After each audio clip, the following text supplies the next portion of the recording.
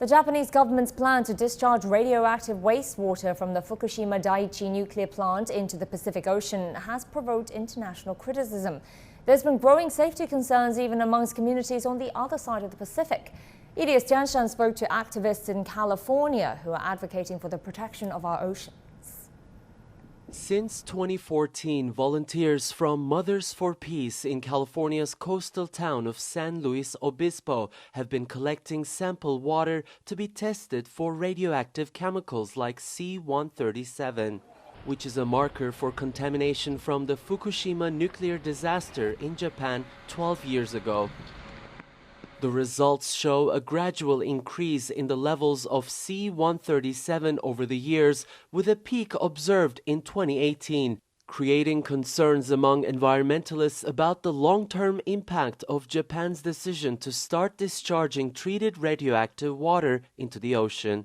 So radiation doesn't go away like many other chemicals or whatever they might run across in the ocean that they would, it would go away. Radiation doesn't. So you have creatures like the bluefin tuna that transverses the Pacific Ocean.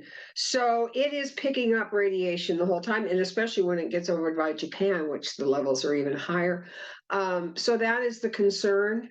The Japanese government and the operator of the plant, TEPCO, both say that the discharged water will be diluted with large amounts of seawater and that its radioactivity would be far below the legal limit. But the decommissioning of a nuclear plant in the aftermath of an unprecedented nuclear meltdown involves a lot of unforeseen issues, acknowledged by the officials themselves. We can't say what will happen in 30 years.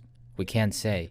But roughly imagining the next 30 years, I believe that it is necessary to carefully and precisely build up the current plan in order to safely, steadily, and quickly proceed with the decommissioning of the Fukushima Daiichi nuclear power plant.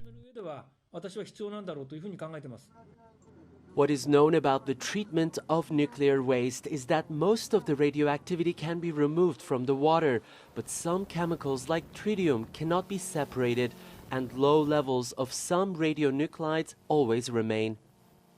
With their long-term potential impact on our oceans not fully known, activists in California and around the world are pleading with the Japanese government to change course of action.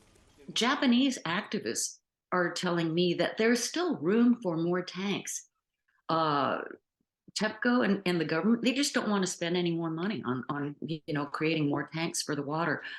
So far, calls on the Japanese government have fallen on deaf ears, which activists say is largely due to the lack of international pressure.